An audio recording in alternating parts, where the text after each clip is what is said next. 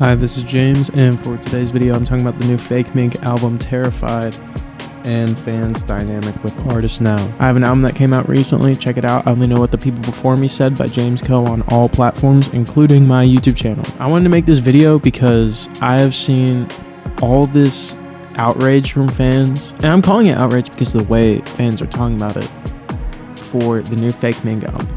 And these are Fakemink fans that I'm talking about. And Fakemink, for people, I guess, who may not know, I guess if you're not tapped out, I don't know why you click on this video if you don't know, is, I guess, in a way, sort of an underground artist that came up and is now getting, you know, a lot of coverage and promotion.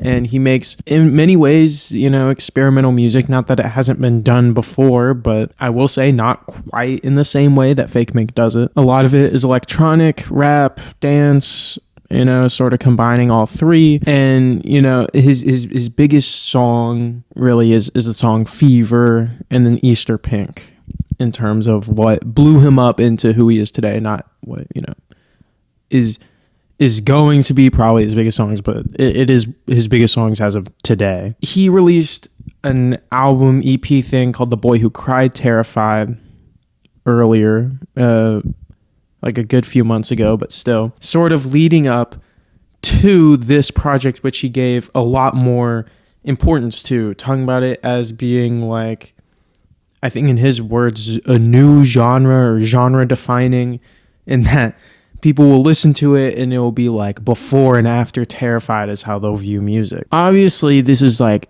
extraordinarily ambitious to say that, or audacious is what I should say. It's extraordinarily audacious. I don't blame Fakemink, because why would he not hype up his own work? I mean, people forget he's like 21, 22 years old, somewhere around there. And it's absurd to me that people think he should be like humble in his approach. The whole point of art is that it's you assuming you have something to say. I've talked about this a lot, but when you assume you have something to say, A, that's narcissistic, but also, like, in order to make art, you kind of have to convince yourself that. And it's not something I think you should go about believing, because it's like, you know, that feeds into an ego. But when it comes to the purpose of making the best art you can make that is best for everyone, you know, it's the mindset you need to have. And fans now are getting like upset because A, it's not exactly what they expected, but B, they were like, I thought he was going to like create a new genre with this. And it's like, did you earnestly believe that? Like, who are these people that are hearing someone like Fakemink say that and think, oh, he's going to do something we've never heard before? He has albums out. Like, he has projects. I don't know why they thought he would like switch up in his sound bigger than Radiohead from OK Computer to Kid A. And even then, Kid A didn't invent a genre. It didn't invent electronic music. It's just Radiohead's electronic album. And like, I don't know. I think it's kind of like absurd, the sort of like expectations placed on Fakemink. He's like 21, 22 years old. Why is that the person you're holding to a certain standard in the way that like some of the biggest artists in the world aren't held to that standard? The same thing happened with like his performances, where now people are like wanting him to perform a certain type of way. And like, I'm going to be honest, I don't know why people have this thing now where it's like they expect someone like him to perform the same way artists of the past did, when clearly that's not the type of person he is. You know, it's just irrational. I think the interesting thing about this is it's not just happening to him. JPEGMAFIA just released a new album, and everyone in his fan base that I've personally seen has been criticizing it for all the gimmicks of it, for how corny it is, the fact that it's so predictable. The whole point of all these artists that are experimental and they hype up their projects in a certain way is that it's supposed to be, you know, like this experimental. Now, the difference between Fakemink and JPEGMAFIA is A, Fakemink, what he's doing is still stuff that is more different than the stuff JPEGMAFIA does. Because what JPEGMAFIA did on his last album was the same thing he did on the album before that.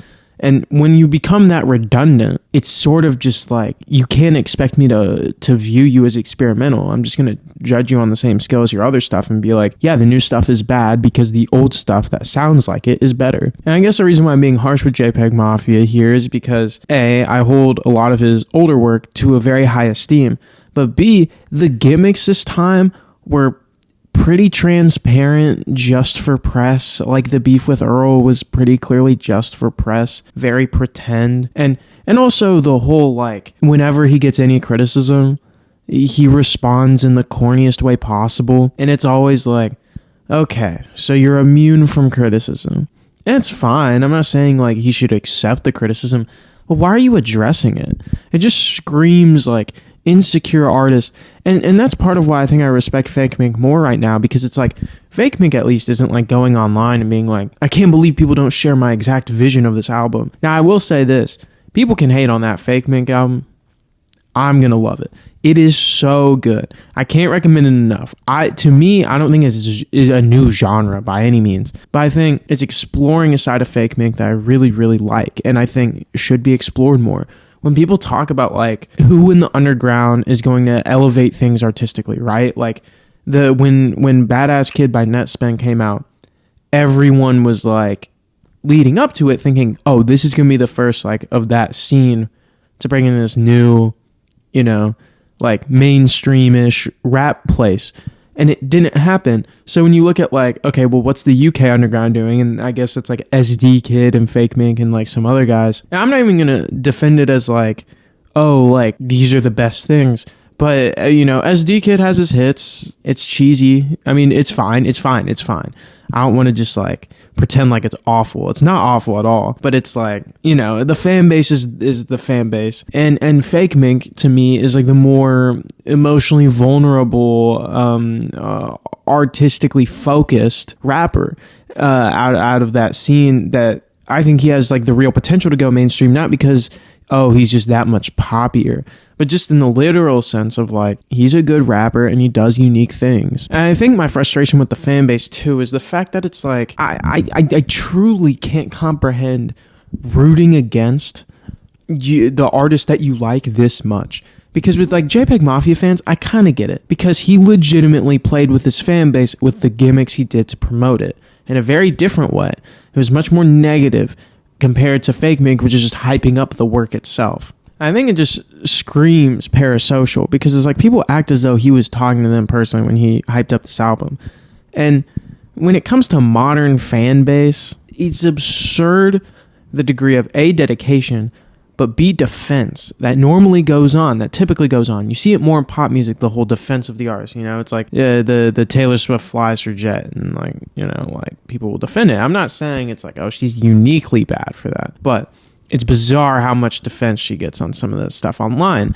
And again, like, I'm not even saying that in a hater way, because I think a lot of people live very like environmentally negative lifestyles that are in that sphere. I think what's annoying about the underground right now is it's going through what rock did in a certain way, where it's like rock hit a point where in the 2000s it all of a sudden became a thing not to sell out, right? In a certain type of way, where Wilco can get a song in a car commercial and that's viewed as good because it's like they've earned it. But before you've earned it, you can't do that, and you can't talk up your work. You have to be humble about it. You have to be referential to the past. You have to acknowledge all the people that are with you. And it's like, why not be a little arrogant while you're 21 years old and an inventive artist?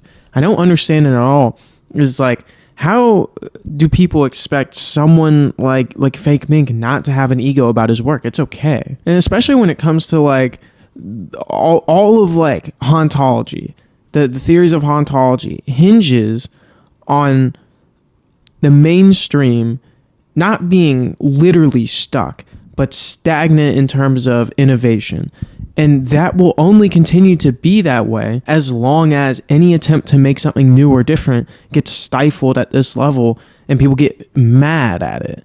And like, I can't imagine living life wanting to be mad at your favorite artist. I think the best thing you can do is just listen to it for yourself and form your own opinion.